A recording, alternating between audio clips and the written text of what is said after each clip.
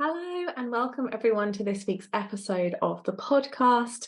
This week we have something a bit different for you because we are running a challenge in the community this week for jewelers to get involved with, and it is all about helping you to grow your Instagram, or even to use your Instagram to start your Instagram, to build your Instagram in a way that is going to be hopefully sustainable for you and helpful, and something that you look forward to doing, as opposed to a chore or something that can feel really overwhelming, I think.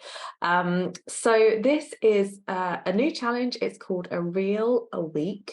So on Instagram, reels are one of the most effective ways to engage with customers, to attract new people to you. And they are short videos, for anyone who doesn't know, kind of usually between about 3 and 15 seconds, sometimes a little bit longer. If you've been on the platform at all, you will know all about them, I am sure. It is most of the content that we consume now is in short video form.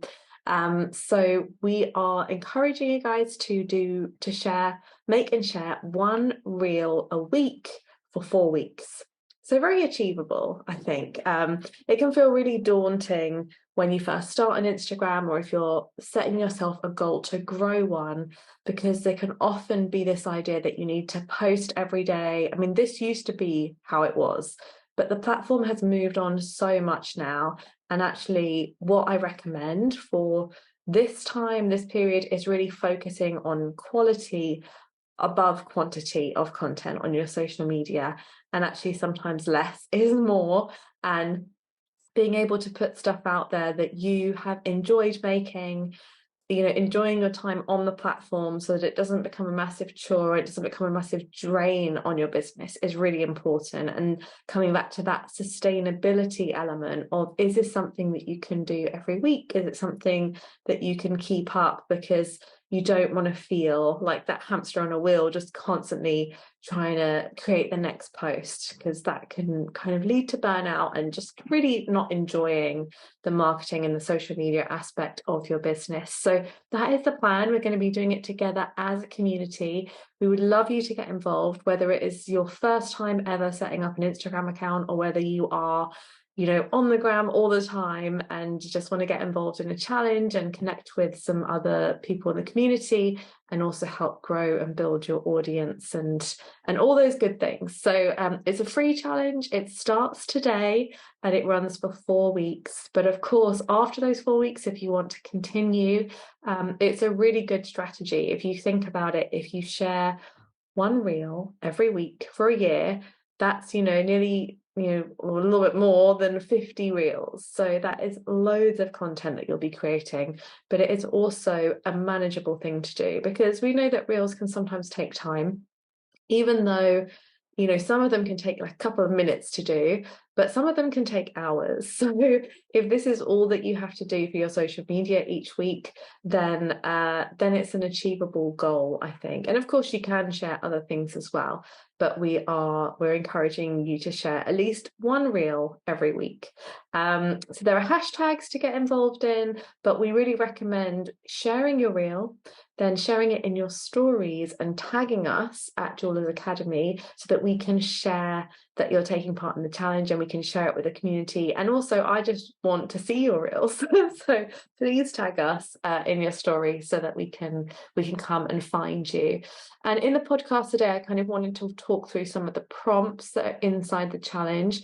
If you follow the link that is in the show notes to sign up to the challenge, you'll also get some tips and some advice and some support for creating your reels if you are new to doing them, or even if you've been doing it for a while but would like a little bit extra. There's various classes and workshops that we've done on Instagram Reels specifically for jewelers, so you'll get access to all of those as well.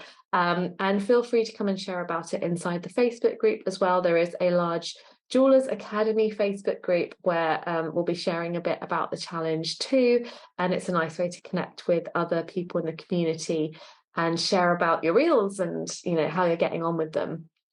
So yeah, kind of the idea behind it, just before I get into the prompts, is this idea that little and often is much better with our businesses, pretty much across the board, but especially with social media. So instead of this overwhelm, and, you know, I hear a lot of people say, you know, I'm posting all the time, but I'm not really getting anywhere, or I'm not getting any sales from it. Or I'm spending too much time on social media, or I'm procrastinating because I just don't want to do it. And usually we don't want to do it because what we're doing isn't working very well, or because it's something that just feels like such a big task, quite intimidating, that it just feels like, I just want to go and make jewelry and leave me alone with all the social media stuff.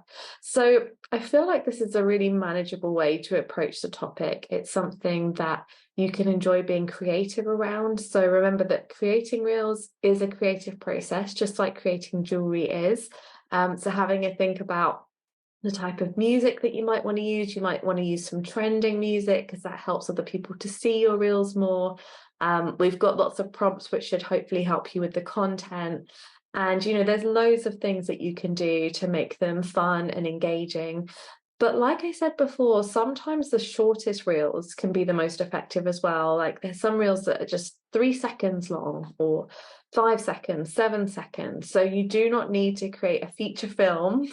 In fact, too long is, you know, they tend to not do as well. And it's very fly on the wall with the type of businesses that we have, the kind of video content that people expect from us, and the kind of ones that do well. Doesn't need to be professional at all in terms of filming quality, just using your phone, capturing little moments throughout your day, capturing part of your making process, or some other of the prompts that we're going to go through in just a moment. So yeah. And as jewelers, it's really important that we're not spending too long on social media. I know I'm always encouraging people to do social media because I feel like it is a really important part of most of our businesses. But at the same time, if you're spending hours and hours every day creating content, sharing, responding, that is time that you could be creating things. That is time you could be developing your skills. That is time you could be talking to customers, or sending out pieces of work, or, you know, thinking about strategy and how you're going to grow the business. So there's so many things that we need to do, and we don't want to feel burnt out, overwhelmed, all these things that are very common in our area of work. So it's about finding a manageable way to approach this subject, and to make sure that it's fun, engaging, creative, all the things that we want in our business, but also gets us results. So I'm very excited about this Reel a Week challenge because I feel like it's very timely. This is working really well for jewelers right now. And of course, if you want to do more, then there's always space for that. But it means that you've got that regular commitment to be consistent, but it's not too much. So that's what we're going to be doing. So Reel a Week challenge, let's have a look at some of the prompts. And the way that we've done it, instead of set you a prompt each week for 4 weeks, which we'll often do with challenges, we've done lots of challenges before, they're always great fun to get involved in. We're actually just giving you a bunch of prompts and saying use whichever one you want. There's more than 4. So you can pick and choose, because some of them will be easier for some of you and some of them will be more challenging. So it's finding the ones that suit your business and that you feel comfortable with, or you're inspired by, you're excited about making content around.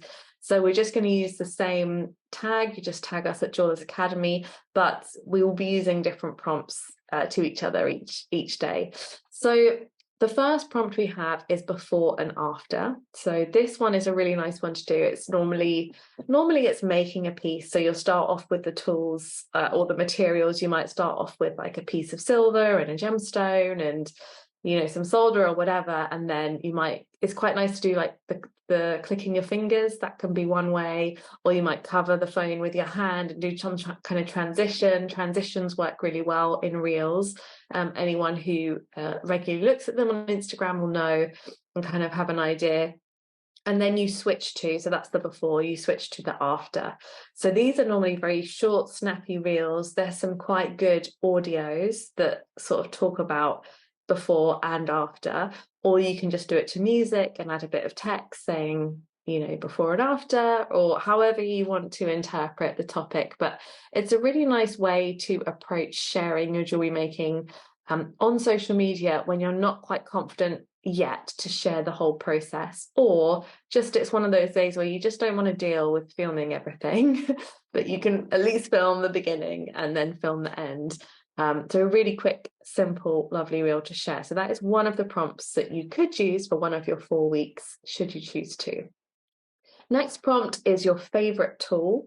So this one is quite self-explanatory, but you may think that tools are really simple and really straightforward if you've been making jewelry for a while. But remember, people following you may have no idea what kind of tools you would use in jewelry making. I remember before I went to my first jewelry making class, I remember literally thinking, oh, I'm so excited, I'm going to learn how to make jewelry, and I have no idea how it's going to be made. And it wasn't until I walked in and they started showing, I was like, oh, there's pliers and there's hammers and there's saws, and for metal play there's some really cool funky things like playing cards and sanding pads, burnishes. So what is your favorite tool? And you could interpret that in all sorts of different ways. It could be really simple, just literally you holding the tool and it just kind of flickering it, or you might have a bunch of them. Like I've got a lot of hammers. I've got a whole wall full of hammers. So I could do a whole reel just around my hammers, just kind of get them out, lay them out, and kind of do some cool different footage with them. It could be using your favorite tool. It could be you unpacking a new tool. So there's loads of things that you could kind of do with that. And these prompts are there to inspire you, to help you start creating content, but they're not strict. So if you find you start doing something and then it morphs into something else, that's all good as well. The next prompt is one of my favorites, which is a process reel. So this is showing your making process. So this could be like start to finish. This is me making a whole piece. Those do really well because people are always really interested. And I watch so many of these, not just for jewelers, but painters and anything creative. I love seeing someone's process go all the way through. Obviously it's sped up and you're kind of cutting and changing bits. These can take a bit more time to make because you do need to be filming as you go through. Of course, you don't need to film every single second, but using kind of sped up video as well can really work well for these, to kind of just show snippets of each different part of the process. And I think what's nice as well is that people who are potentially going to buy jewelry from you see how much is involved. And with handmade jewelers, a lot of us struggle with is pricing our jewelry and talking about why it costs a certain amount. And I think when someone can see what has gone into it, there's so much that goes into every single piece, especially if you're perhaps sawing something out and then shaping it, soldering it, pickling it, cleaning it up, perhaps even setting a stone. There can be so many layers before a piece is finished, and people don't know about that. So it's a really nice thing to do. And please don't worry if you've seen other people share similar things, because there's always room for you. There's always room for you to show how you do it. Even if someone else, you think, I've seen that before, you don't need to create original content. You just need to create content that is yours. So I always find that quite a relief, because it can feel like a lot of pressure otherwise. So take all the pressure off. So that's one process reel, is start to finish. The other thing that I recommend for process reels, and this is probably the best reel to make for your jewelry business overall, is to think of the juiciest part of your making process. So what is the moment that is like you love, and when people see it, they're like, oh yes, that looks juicy, and just show us that, like straight in, no intro, just straight to the juicy bit. And I like doing this with soldering, so that moment that the solder flows. And often if I'm showing a process reel, say from one of our courses, I will start with the juicy bit, because those first few seconds of a reel are going to determine whether somebody watches it or not. So I'll start with that, like solder flowing, 1, 2, 3, and then and then I might go back to the beginning and show the whole process. Or I might just have done reels, and actually they've been really popular where it's just solder flowing, another solder flowing, another solder flowing, another solder flowing, just the solder reel. And honestly, they're mesmerizing, and I could watch them all day. So I understand why other people like them as well. So yeah, thinking of just the juiciest part of your process. And you don't need to be a silver or metalsmith. It could be in metal clay, the moment where you kind of brass brush the piece or polish it up and it changes, or the moment that you're torch firing and the kind of fire comes out and it looks all a bit dramatic.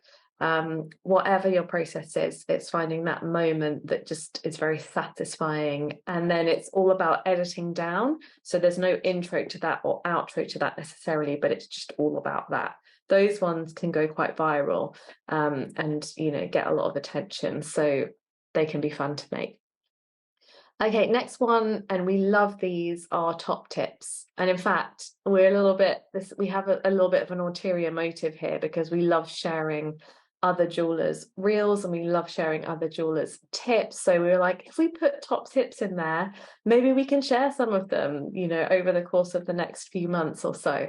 So a top tip is sharing any tip that's related to you and your business. So it could be a tip based on tools, it could be a tip based on your making process, it could be something that you've picked up in a jewelry class or just from your trial and error of making, or it could even be a business tip, something related to how you package your work, or how you do your emails, or how you do your Instagram, whatever it is that you're interested in or sort of learning about or feel like you have to share with others. And we all have information to share, even if you are quite new, there's always things that and it's not until you start kind of passing on that knowledge that you start to realize, I do know a lot about this. And I often hear that from people who've recently started teaching jewelry making, is they're like, wow, I really realize how much I do know when beginners ask questions, and you start to think, oh, I know the answers to that. So top tip is always a really nice one to share. Next up is to show you packing an order. And remember, you do not need to do all of these. We just want you to pick 4 and share one each week for 4 weeks. But of course, if you want to carry on and do them all, that's, we're not going to stop you. We're not going to hate on that. So showing you packing an order, these are just very satisfying to watch. And I think there's some really lovely things about seeing a small business owner packing their own order. First of all, you realize the kind of scale of the business, that we are actually, for a lot of us, sending out every order by hand. So not only is it handmade, but everything is done by us. And I think that can be very endearing for a customer to kind of really understand the size and scale of our business and how much it matters to us each order, and how much love and care we put into each one. So that aspect is really lovely. Also, it's just very satisfying seeing something kind of go into a box and be put together. It can be lovely to see your packaging if you have like a little card that goes in there, or perhaps you have little stickers, or however it is that you put it together. And especially if you've got some interesting packaging, or perhaps your packaging is eco-friendly, or there's something about it that you can say, it's a really nice way to get that across. So you're getting across that you're a small business, that you really care about what you do, each order really matters, that you're very hands-on, and also it helps people to understand how their pieces will arrive. And the more we can get people to visualize the sale, visualize the end product, what's going to come through their door if they place an order, the more they're going to trust that you're somebody that they'd like to buy from, and they know what to expect. So there's lots of reasons why that's also a really good reel to do. Okay, we are working through them. Next tip is next prompt. This one's quite fun actually. Is show us the first piece of jewelry you ever made and the last piece of jewelry you ever made. And again, you can kind of, if you don't have the first piece you ever made, you might have an early piece. But I think this is really fun. And I remember for me, I think the first piece of jewelry I ever made was a little crab. And I made it in DT class at school. I think I must have been about 11 So it was a little crab, and oh my goodness, they told us to pick a sea creature to pierce out of metal. Why I chose a crab with all those legs, I do not know. But I learned all about saw blades and how challenging it is. And then I enameled this crab. I counter enameled it on one side, which is where you put enamel on one side to kind of stop the piece from warping. And then I enameled it blue. My goodness, this crab took me so long to make, and I still have it somewhere today. And bless it, it looks a little bit worse for wear. But that's the first piece I ever made. And the last piece I ever made, I'm actually wearing now. I made it today. It's a little, for anyone watching on YouTube, it's a little leaf ring. It's got some bamboo, and it's in silver metal clay, and the ring is kind of using traditional techniques. So it's just a fun thing to talk about. It's a fun piece of content, and I guess it can show your progress, but also it can just show different things, because they're not necessarily one is way better or one is way worse. It's just, it's just a fun story point, and we learn a bit more about you, a bit like you've learned a bit more about me and where my jewelry making started. But I know for some of us, I mean, first piece could be like pasta jewelry or things like that, or it could be the first piece that you made as as an adult when you decided that you wanted to become a jeweler, or so yeah, I would love to see those ones actually. If anyone does share those, please make sure that you send them to us, because I want to see them as well. Okay, the next prompt is your inspiration or your design process. So this one is a little bit more open. So your inspiration is so broad, isn't it? It could be anything. I know I live by the sea, and I get a lot of my inspiration, not necessarily directly for the jewelry that I make, but just in life in general, from the calmness of being by the waves and going for walks along the beach. And that's a really important part of my process, I suppose. Even though it doesn't come out literally in my business, it's a very important part of who I am, and how I keep myself grounded and connected and feeling good while I'm doing all the things I'm doing in my business. So for me, that reel could perhaps be of the ocean and walks that I do by the sea, and an opportunity to share that. But there's so many things. So nature is always a wonderful source of inspiration, I think, for many of us. It could be books, it could be art galleries, it could be friends and family, or design process could be more technical, showing some of your drawings or showing you. I often don't do many drawings, actually. I tend to put things together. So if I've got kind of different shapes that I'm interested in working with, or different colors or different gemstones, I'll kind of put them together on the bench and start looking at them and moving them around, and kind of perhaps coming up with little models or little sketches around that to see what I'm interested in. So any of those kind of things would work perfectly for this prompt, which is your inspiration or your design process. So a really nice broad one there.